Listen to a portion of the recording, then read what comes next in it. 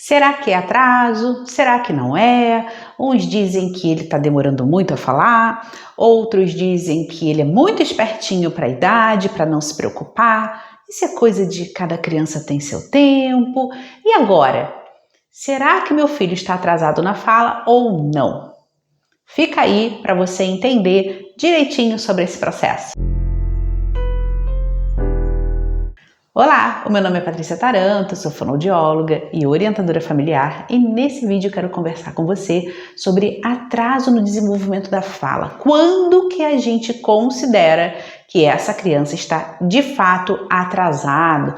Quando que será que a gente tem uma tolerância, né? A gente fica muito em dúvida porque vemos que a criança tem muitas habilidades, está se desenvolvendo bem, se alimenta bem, sabe aquele bem espertinho, mas não fala ou parece que fala pouco? Será que é coisa do temperamento? Ai, olha, são tantas dúvidas que a gente tem quando a criança está nessa fase de desenvolvimento inicial, né? Até aí, pelo menos os 5 aninhos de idade, nossa, mas é muita dificuldade para a gente mesmo que está no manejo da criança. Eu falo muito aqui para os pais, né, para os cuidadores, mas toda pessoa que está no manejo de criança passa algum momento por essa dúvida. Então esse vídeo também é dedicado aos professores que estão aqui pelo canal, aos vovós que cuidam de seus netos, né, e toda essa nossa grande rede de apoio. Para início de conversa, para você entender, realmente ter conhecimento sobre essa questão do desenvolvimento de fala e de linguagem, não podemos esquecer que são duas coisas que nós temos aí nesse processo de desenvolvimento. Você precisa entender do que espera para aquela idade. E aí, também não adianta saber ter esse conhecimento e se sabotar, porque às vezes a gente faz isso e a gente considera que, mas ele não fala mais isso. Ele não tem lá tantas palavras quanto a Patrícia falou lá no outro vídeo, mas ele também tem isso, né? Então a gente fica sempre colocando alguma coisa nessa conta aí da falta de fala para meio que suprir a carência ou pouco desenvolvimento da criança. Não faça isso, não faça isso. Se em algum vídeo meu você já viu que o esperado para a idade do seu filho é falar, por exemplo, eu vou dar uma passada aqui bem rápida, tá, gente? Mas uma criança com 18 meses, você já me ouviu falando que é de 30 a 50 palavrinhas, e o teu filho mal faz onomatopeia, né, que são os barulhinhos dos animais, conta como vocabulário, tá? Mas não faz nem isso. E aí você diz assim, não, mas olha, tudo que eu peço, ele sabe o que é. Quando eu peço para pegar alguma coisa, ele pega certinho, né? Quando a gente vai arrumar o quartinho, ajuda a arrumar, né? Ele dá função pro brinquedo. A Patrícia fala muito nisso, ele dá função, ele pega a panelinha e faz comida, né? Sim, gente, mas nada disso aí vai impedir. É claro que é muito bom que a criança faça tudo isso, tenha todas essas outras habilidades desenvolvidas, a função do brinquedo, né? A compreensão do que está lhe sendo dito, isso é muito importante, atender a comandos simples, comandos complexos, a depender da idade, mas isso nunca pode entrar na mesma conta do desenvolvimento de fala e linguagem. Então não fala, mas faz o outro. Não é por aí. Então vamos entender esse processo do desenvolvimento e olhar para ele, entendendo que tudo que está em volta vai colaborar para isso, mas não vai de forma alguma entrar no lugar. É esse o cuidado que eu preciso que vocês tenham e que vocês não mascarem esse tipo de situação do atraso, porque isso vai fazer com que a gente demore a procurar ajuda, demore a intervir de uma outra forma. E quando eu falo procurar ajuda, não significa que todas as crianças que estão um pouco atrasadas no desenvolvimento, que não estão cumprindo as etapas que nós esperamos, que todas elas vão ficar em terapia. Não! A gente sabe muito bem disso, que muitas vezes, eu já falei aqui também em outros vídeos, a gente coloca na escola e a criança parece que ligou na tomada, né? Que muitas vezes completou 2 anos e pronto, agora foi. Começa a falar tudo e conquista, né? O discurso e o diálogo e essa organização da fala de uma forma muito mais rápida. Então sim, acontece sim, mas a gente precisa olhar para aquela criança naquela idade em que ela está, naquele processo de vida que ela está, naquela circunstância em que ela vive. Então, crianças antes dos 2 anos de idade, nós esperamos que essa criança alcance aí 30 a 50 palavrinhas. Eu sempre reforço aqui que as onomatopeias, os barulhinhos dos animais, né? Eles valem como palavrinha. Mas depois dos 2 anos, a criança tem que conseguir ampliar vocabulário. E aí passar do mu para vaca. Mesmo que ela ainda fale errado. Falar errado com a troca nessa fase inicial, esse não é o problema de fato. O problema é não falar. O problema é manter um padrão anterior por muito tempo. Então é sempre a mu. É sempre o piu-piu, é sempre o bé, o mé. Não, gente, a gente tem que ajudar a criança. Agora vai ser a ovelha que fez mé e chamou o amigo bode para comer capim. Entende como o nosso enredo com a criança, ele tem que ir mudando para a gente ajudar essa criança, empurrar ela nesse processo? Quando a criança não consegue fazer isso e em casa a gente não está dando conta, é aí que vai entrar a consulta com o terapeuta. E isso também não significa que essa criança já vai ficar em terapia. Eu já falei em outros vídeos quando que eu, Patrícia, isso é uma conduta minha, quando que eu coloco essa criança para fazer processo terapêutico, quando ela tem sinais de agravo, quando a família claramente já evidencia que, ó, não damos conta, estamos aqui para procurar ajuda. E muitas vezes a mãe pede a participar da consulta para poder entender que processo é esse que ela não está conseguindo fazer em casa e por que aqui eu consigo. Aí a gente tem que ter um cuidado também. Quando essa cena se instala, e daí eu tô com a mãe aqui, normalmente a mãe que fica, porque é aquela pessoa que está mais tempo ali no manejo da criança, quando essa criança é pequena. Então a mãe está comigo e aí a gente começa a fazer as atividades. Gente, as atividades de fono para uma criança de 2 anos, de 2 anos e meio, vai ser atividade de criança, vai ser jogo, vai ser brinquedo, vai ser faz de conta. Então não espere chegar no consultório e ver um negócio assim completamente diferente. Uau! Que negócio que eu nunca pensei na minha vida. Na maioria das vezes não é isso que acontece. E aí eu preciso que vocês tenham a prudência de não desmerecer esse tipo de trabalho que nós fazemos, acreditando que é simplesmente brincar. Ah, ela só brinca. Vou lá, mas ela pega a boneca, dá comida, né? Aí bota pra dormir, pega um outro jogo, encaixa, né? E fica falando com ele o tempo todo, né? Mas isso eu faço em casa. Será?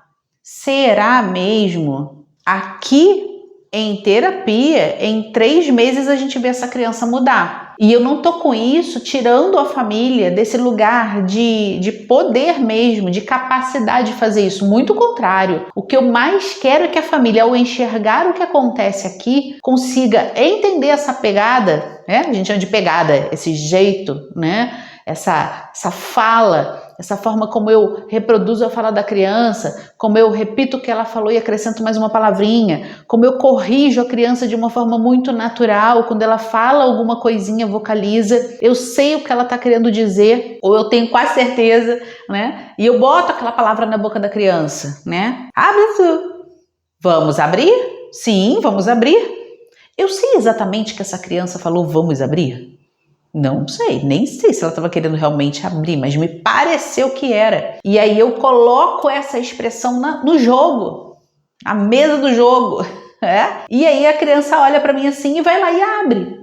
O que eu fiz? Eu peguei aquela fala da criança, eu dei contorno, eu dei forma para aquilo que não tinha forma antes. Eu peguei aquela fala, aquele vocábulo e eu coloquei aquilo na realidade, aquilo virou algo. Aquilo se tornou abrir a porta e a porta abriu. E a gente pegou o bloco. Entende que a mágica do processo terapêutico, na fala, na linguagem para essa criança pequena, precisa ser assim. E é por isso que essa criança começa a falar aqui e depois começa a falar em casa. E depois começa a falar na escola. Porque se não for dessa forma, a criança não carrega o aprendizado daqui para outro ambiente. Então, mamãe, papai, vovó que estão assistindo esse vídeo, né? Professor que está assistindo esse vídeo para, poxa, eu quero entender o que é o atraso e como que eu lido com esse atraso melhor, né? para ajudar a minha criança a se corrigir? Primeiro, é não desmerecer o trabalho da fono, acreditando que é pura brincadeira sem uma intenção, sem um objetivo claro, parecendo que tá ali só ganhando tempo. Não, porque senão você botava no parquinho do shopping, que é mais barato que a consulta, e acontecia a mesma coisa. Senão, você tava lá fazendo o que você já estava fazendo em casa, tentando do seu jeito, e tava dando certo, mas não tava, né? Porque senão você não tinha vindo. Então, a primeira coisa é essa. A segunda coisa, tá acompanhando a fono e tá observando o que ela faz, é observar mesmo. Não se distraia com o WhatsApp, com o e-mail, resolvendo alguma coisa rápida ali do serviço.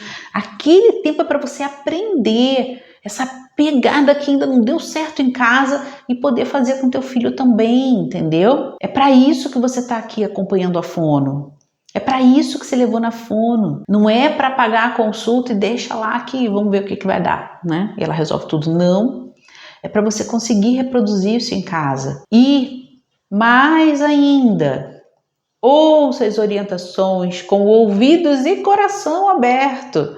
Porque eu sei, eu sou mãe, meus filhos já foram pequenos, e eu sei o quanto é desagradável, o quanto deixa a gente assim meio que, né, de saia justa, quando a gente costuma dizer, sobre alguém, fica começando a corrigir a gente, não faz assim, faça desse jeito. Eu sei que às vezes desce redondo, mas vocês têm que chegar dentro do set terapêutico com esse coração manso, entendendo que vocês precisam perceber o que está faltando, qual temperinho que não entrou ainda aí na jogada, para esse carrinho aí deslanchar, para essa criança começar a falar. E de igual forma, sobre as orientações, a questão da avaliação complementar, quando a gente precisa de um neuropediatra, quando a gente precisa de um terapeuta ocupacional, porque quando a criança não desenvolveu a fala de uma forma natural, fisiológica até, né, a gente sabe, todos nós nascemos com predisposição à fala. Se isso não aconteceu, e se a terapeuta que já acompanha 10, 15 crianças por dia, há 20 anos, começa a observar que tem alguma coisa ali que precisa de mais uma investigação, escutem, acatem, correspondam. Quando a gente vem para terapia, a gente está assinando um cheque que não é um cheque em branco, é um cheque que já tem ali um rascunho. Alguma referência do terapeuta você já teve para você estar ali. Algum entendimento da necessidade você já tem por você estar ali. Então escutem, né? E vamos fechar esse ciclo até o fim. Mas vamos lá, caminhando aqui sobre esse conteúdo, porque eu ainda não respondi quando que tá atrasado, mas eu quis dar todo esse panorama geral aí para que você, quando dê esse passo de assistir esse vídeo, né, já deu o passo de assistir esse vídeo para entender o que tá acontecendo, se tá atrasado, se não tá, você entenda o processo que você vai passar no caso de estar atrasado, né? Então, quando que tá atrasado? Quando não corresponde ao que esperamos para a idade. A idade é um dia fixo? Não é. Então, a gente tem que ter uma ideia de qual é a margem que a gente tem aí. E eu sempre oriento, é a minha orientação, gente, pode ser que em outro canal, com outro fonoaudiólogo, vocês escutem outra coisa. Mas eu não deixo passar mais de 6 meses daquele corte. Então, se eu tô falando de 18 meses, isso é 1 ano e meio. 1 ano e meio para 24 são 6 meses. Então, eu não espero. Passou de 2 anos, a situação não mudou muito. Tá até falando um pouquinho mais, mas nossa, tá muito diferente do que eu tô acostumada a ver outras crianças de 2 anos. Não é uma questão de comparar o filho com o vizinho, é uma questão de amostra, né? É uma questão de amostra.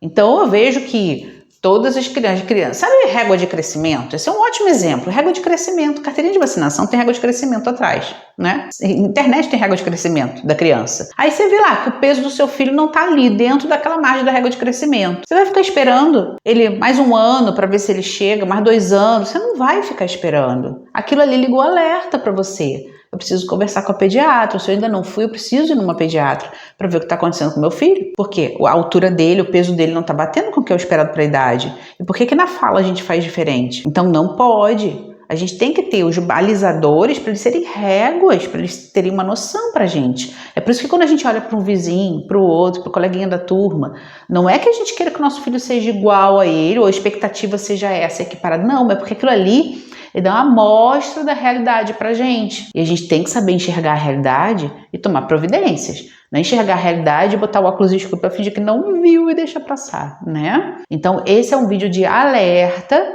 mas muito mais que isso, de entendimento desse processo, tá? Eu espero que tenha respondido a pergunta inicial, quando que está atrasado e o que eu vou fazer com isso. Não deixe de colocar nos comentários a sua maior dificuldade. Na descrição desse vídeo você encontra também o link de materiais que eu selecionei especialmente, tanto para você estudar sobre o desenvolvimento do seu filho, do seu aluno, quanto também de brinquedos para te ajudar nesse manejo, nesse desempenho em casa, ok? Bom, não deixe de compartilhar esse conteúdo com outra família que possa precisar. Passa lá em cima, ativa o sininho para receber todas as notificações desse canal. E não esquece de me seguir nas minhas outras redes sociais. Até a próxima!